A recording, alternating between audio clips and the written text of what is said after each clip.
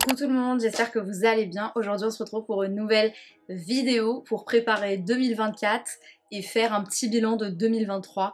Je vais vous donner les meilleures questions à vous poser pour commencer l'année 2024. Honnêtement, je pense qu'il faut commencer cette année et à préparer l'année au moins un mois avant. Donc là on est au mois de décembre, donc c'est parfait parce que finalement quand on arrive au mois de janvier, eh bien c'est un peu déjà comme trop tard, même s'il n'y a pas de timeline, vraiment c'est hyper important de trouver les bonnes questions. Et cette vidéo elle va être structurée en plusieurs parties. On va d'abord avoir la partie lifestyle pour préparer au mieux votre année. Ensuite on aura plus la partie relationship, relation, work career, donc c'est-à-dire tout ce qui est en rapport avec le travail, les questions qu'il faut se poser, comment naviguer dans le monde du corporate ou bien de l'entreprise, aussi des thèmes sur le vision board et les goals, donc c'est-à-dire les objectifs à se fixer. Bien sûr j'ai toutes mes notes ici. Et je pense qu'avec ça, on aura déjà balayé pas mal de choses. Donc sans plus attendre, c'est parti. Alors, comme je vous le disais, première partie, lifestyle. Le lifestyle, ça concerne tout ce qui est diet, exercise, finances, habitudes, routine, etc. Donc en fait, si je rentre un peu plus en profondeur dans les questions qu'il faut vous poser pour préparer cette année 2024, eh bien en fait, c'est simple. Est-ce que vous êtes aligné avec l'alimentation que vous avez aujourd'hui? Est-ce que vous sentez que cette alimentation, elle vous procure de l'énergie, à contrario qu'elle ne vous prenne pas de l'énergie? Est-ce qu'elle vous dessert plutôt qu'elle vous sert? Ça c'est important. Il y a des gens qui savaient pas dans ma vidéo, je sais plus, il y a 3 vidéos là, qu'il y a des aliments qui sont vraiment givers et takers energy. Donc en gros, energy takers ou energy givers. Donc en gros, ça veut dire que tu vas manger un truc et ça va plutôt, au lieu de te donner de l'énergie, mais te prendre de l'énergie pour que ça soit digéré. Ça, c'est pas le but. Et aussi, ça a un rapport aussi avec les alimentations qui sont plutôt pro-inflammatoires. Donc voilà, tout ce qui est processed food, tout ce qui est des gâteaux, tout... Je ne dis pas qu'il faut jamais manger de gâteaux emballés, etc. Mais c'est juste que tout est question de dose. Est-ce que vous êtes content avec l'alimentation que vous avez? Parce que finalement, c'est ce qui va vous procurer toute l'énergie au quotidien dans votre vie. Donc ça, c'est important. Moi, par exemple, si je vous donne donc un exemple qui m'a vraiment changé mon année 2023, c'est que je ne prends plus de café le matin à jeun. C'est hors de question, ça me procure directement du stress, je me mets et je me conditionne dans un environnement qui est tout de suite anxiogène. Donc ça voilà, moi pour l'exemple, j'ai arrêté le café le matin et j'ai arrêté de suivre les tendances TikTok, Instagram, le petit matcha, les toasts et tout. Essayez de voir ce qui fonctionne avec vous. Pour ma part, je mange quand j'ai faim et je ne mange pas genre en mode allez je fais un jeûne intermittent tout le temps, ça stresse mon corps et tout. Donc posez-vous bien sur une feuille et regardez quelle alimentation est la meilleure pour vous. Deuxième chose, les exercices, le sport, la salle de sport, bref, bouger son corps. C'est hyper important de bouger son corps pour lutter contre la dépression, libérer des endorphines au niveau du cerveau et être de meilleure humeur. Donc tout simplement avoir une meilleure énergie au quotidien. Et puis en plus ça donne de l'énergie et je pense que vraiment... plus on avance et plus on se rend compte que quand même les personnes qui ont fait du sport se maintiennent mieux dans le temps. Et donc c'est important de trouver son équilibre à travers un exercice pour booster son humeur. Bon, si je vous dis ça, c'est pour que vous vous posiez la question de savoir est-ce que vous êtes content avec le sport que vous faites actuellement? Est-ce que vous êtes content de la pratique? Est-ce que vous êtes plus motivé ou vous y allez tout le temps à reculons? Je pense que c'est le moment de se dire ben moi je suis pas faite pour aller à la salle de sport parce que j'aime pas la salle de sport tout simplement, et arrêter de suivre les tendances sur les réseaux sociaux où on voit toutes les meufs aller à la salle. Je vous assure, je suis tombée aussi dans ce panneau. Peut-être que toi, ton kiff c'est de t'entraîner chez toi. Peut-être que ton kiff, toi, c'est d'aller courir. Peut-être que ton kiff, toi, c'est d'aller marcher ou alors faire du ballet, de la danse, que sais-je. En tout cas, c'est important de ne pas se forcer à faire quelque chose qu'on n'a pas envie de faire. Sur le long terme, vous serez plus gagnant. Aussi, on peut pas glow up, je pense, si on n'a pas d'objectif financier. Faut être clair, faut savoir gérer son budget, faut savoir gérer ses dépenses, connaître ses dépenses versus ce qu'on gagne, ses revenus, connaître son taux d'imposition. Tout ça, c'est hyper important parce que ça va vous enlever la boule au ventre et ça va vous conférer un lifestyle plus serein. Donc je pense qu'à un moment donné, il faut que vous regardiez vos objectifs financiers. Est-ce que cette année, vous avez mis de côté pour prendre des vacances? Est-ce que cette année, vous avez mis de côté pour un projet immobilier? Ou alors, est-ce que vous avez même mieux, je sais pas, regardé votre taux d'imposition et du coup, à la fin, en juin, vous vous retrouvez pas avec une masse d'impôts à payer? Bref.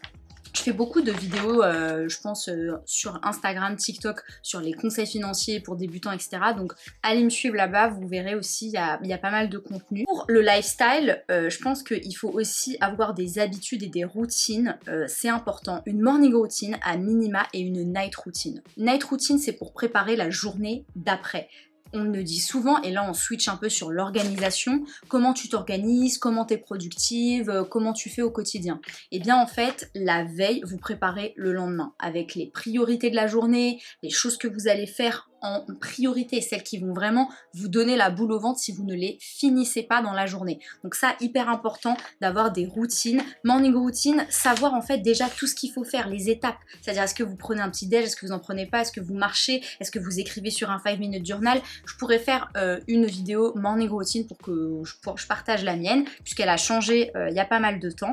Mais vraiment, la clé, c'est de préparer ces journées la veille. Ça va vous enlever un poids, vous allez arriver le lendemain hyper calé, c'est bon, vous savez où vous allez. Ensuite, ce qui m'a aidé aussi, moi, c'est la reconnaissance, c'est d'écrire ce que je veux, mes objectifs, ce pourquoi je suis reconnaissante. Ça me procure toujours un petit sentiment de bien, comment on dit, ça me procure un bon sentiment en fait, ça me procure un sentiment de gratitude, je sens que je suis contente, je souris et tout, et je pense que ça fait vraiment une différence au quotidien. Donc voilà, moi ce que j'ai pu mettre côté lifestyle.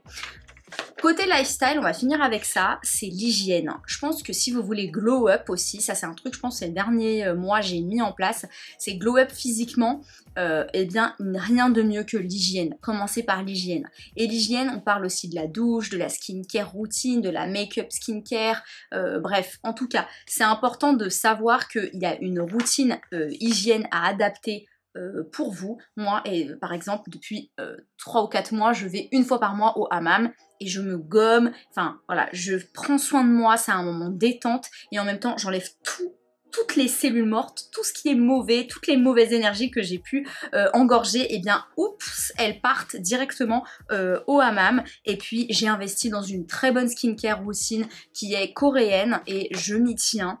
Et puis le make-up, c'est vraiment du bonus. N'oubliez pas qu'une belle peau, c'est avant tout une belle skincare et une belle alimentation. Ça, on ne le dira jamais assez. Et pareil pour le sommeil. Ça rentre dans la night routine. Ayez aussi, voilà, 8 heures de sommeil, 7 heures de sommeil. Boire 3 litres d'eau par jour, bref, vous savez ce qu'il faut pour que au niveau hygiène et au niveau skin, vous soyez nickel. C'est un peu les conseils que je voulais vous donner. Donc pour cette année, c'est est-ce que j'ai une bonne alimentation, qu'est-ce que je pourrais changer, est-ce que je suis contente avec ma pratique sportive, est-ce que côté financier, je suis à l'aise, est-ce que je suis à l'aise avec ma routine, est-ce que j'aime bien mon aspect physique. N'oubliez pas le beauty privilege, c'est hyper important, j'en ai déjà parlé dans une des vidéos, donc je vais pas m'étaler ici. Mais voilà, c'est important d'avoir, je pense, ces questions pour commencer et préparer 2024. On passe à la deuxième partie, relationships. Ça va aller très vite parce que clairement, je vais vous donner quelques questions actuellement qui vous permettront de savoir est-ce que vous êtes sur la bonne voie ou pas. Bon, on dit généralement qu'on est quand même la moyenne des 5 personnes avec qui on traîne. Dis-moi qui tu fréquentes, je te dirai qui tu es. Je pense que c'est vraiment un adage qui vraiment a tout son sens. Donc, demandez-vous avec qui je passe le plus clair de mon temps. Est-ce que c'est bénéfique? Est-ce que ça me sert ou est-ce que ça me dessert? Est-ce que si j'ai un partenaire, je suis en accord avec lui, on a les mêmes objectifs? Est-ce que il me donne de l'énergie ou est-ce qu'il m'en prend? Pareil pour vos amis. Et puis voilà, essayer de se dire est-ce que je suis pas toujours trop dans mon cocon et je ne vais pas vers d'autres nouvelles personnes? Voilà, il faut essayer de faire un petit ménage. Il y a des gens qui sont vraiment des personnes toxiques et il faut s'en éloigner. Et il y a des gens à contrario, il faut vraiment les garder dans vos vies et continuer de solidifier cette relation. Donc est-ce que voilà, les gens autour de moi ont une bonne influence? Est-ce qu'ils me level up? Est-ce que quand je vais voir quelqu'un pour un café par exemple, est-ce que à la fin, comment je me sens. Est-ce que je me sens vraiment complètement vidée d'énergie ou est-ce que alors je me sens reboostée, requinquée? Est-ce que quand je vais pas bien, j'ai des personnes à qui je peux téléphoner? Est-ce qu'elles me remontent le moral? Est-ce qu'elles me comprennent? Bref, faites un ménage là-dedans, c'est hyper important parce que, encore une fois, eh bien, ça reflète qui vous êtes. On passe à la troisième partie qui est tout ce qui est en rapport avec le work, donc le travail, la carrière, etc. Première chose que j'ai envie de vous dire, c'est faites votre CV et faites-le bien, clair, avec des titres. Avec Canva aujourd'hui, c'est gratuit, vous avez des templates vraiment que vous pouvez mettre à jour votre CV. Faites-le au fur et à mesure, n'attendez pas qu'il y ait un rush, un plan social ou que sais-je pour refaire le CV. Ça, c'est vraiment un conseil que je peux vous donner, ça vous donnera moins de stress.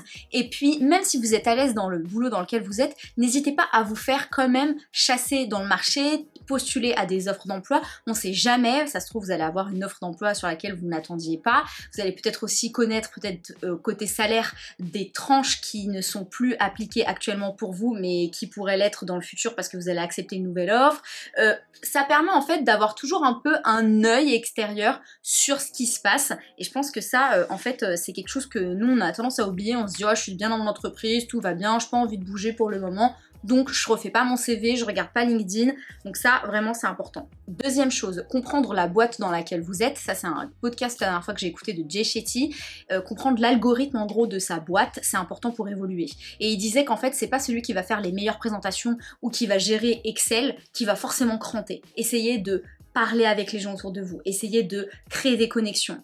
Ça, c'est vraiment important pour se retrouver dans des focus groups, se retrouver dans des groupes de travail, se retrouver dans les petits papiers de quelqu'un qui pourra peut-être par la suite vous aider à cranter. Avoir un mentor, c'est hyper important en fait, c'est ce qui va vous permettre de vous développer. Et dernière chose pour la carrière, le travail, si vous êtes dans une entreprise actuellement, essayez de demander de vous senioriser ou de faire des choses que vous ne faites pas actuellement. Ça peut être voilà, la gestion du budget ou de l'analyse de chiffres. Essayez de faire quelque chose qui vous met pas à l'aise, qui n'est pas dans votre zone de confort, mais qui vous permettra d'acquérir de nouvelles compétences. On va finir la vidéo avec la dernière partie, tout ce qui est Vision Board Goal. Alors ça, je sais que c'est vraiment la grosse tendance sur les réseaux sociaux. Je sais qu'on dit voilà, il faut faire des Vision Boards, il faut aller sur Pinterest, il faut prendre des photos. Moi j'adore, je suis la première à faire ça parce qu'en fait ça me motive, ça me booste. Ma créativité, ça me donne de l'énergie même quand je regarde et tout, je suis hyper heureuse, contente, je vois des belles images, je fais des patchworks d'images, etc. Et je me dis voilà, c'est bien, je veux tout ça. Alors c'est bien, mais ça n'a pas la peine de vous déprimer à la fin de l'année quand vous regardez votre vision board et que vous voyez qu'il y a 15 images et que vous avez réalisé que 2 gros trucs peut-être dans l'année. Ça c'est la première chose, avoir du recul sur vos objectifs. Quand vous mettez des objectifs, assurez-vous qu'ils soient réalisables. Donc vous faites la méthode SMART, allez chercher sur Google ce que c'est, mais c'est hyper important de savoir que les objectifs que vous avez, ils sont mesurables à minima, atteignables et réalisables. Voilà, en gros c'est un peu ça. Moi je pense qu'il faut avoir 3 gros objectifs, pas plus, dans l'année, et après au fur et à mesure du mois, eh bien vous splittez pour que vous puissiez arriver vraiment à ces objectifs. C'est bien si vous êtes stimulé par vos vision boards, vous pouvez les mettre en fond d'écran sur votre ordinateur, sur votre téléphone, comme ça vous les perdez pas de vue, c'est bien moi je trouve. Je sais pas si vous savez les faire mais je pense qu'il y a plein de vidéos sur YouTube qui vous montrent vraiment comment vous pouvez faire des vision boards.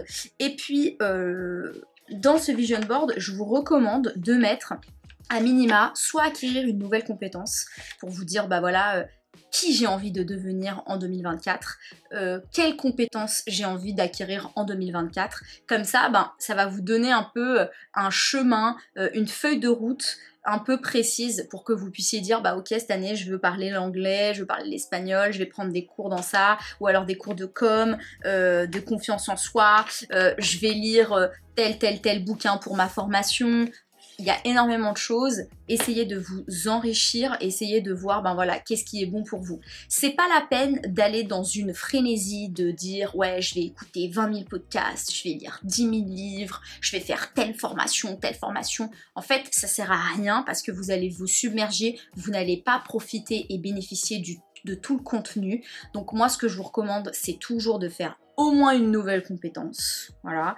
Des podcasts, oui, mais pas forcément tous les jours. À un moment donné, votre cerveau, il va saturer. C'est ce qui m'est arrivé en 2021. J'écoutais des podcasts tous les jours, peut-être 2 podcasts par jour parfois. Et franchement, j'en retiens pas grand-chose. Je vais retenir vraiment les grosses trends générales. Mais voilà, c'est pas hyper impactant de dire j'ai lu 20 livres, mais j'ai rien retenu. Donc encore une fois, ne vous faites pas avoir par la peur de rater quelque chose et se dire ouais, il faut absolument que je fasse ça, il faut absolument que je lise ça, il faut absolument que j'écoute ce podcast là, il faut absolument que je devienne la meilleure version de moi-même, etc. Ça c'est un peu des choses qui, je pense, sur le long terme vont vous rendre anxieux et c'est pas le but.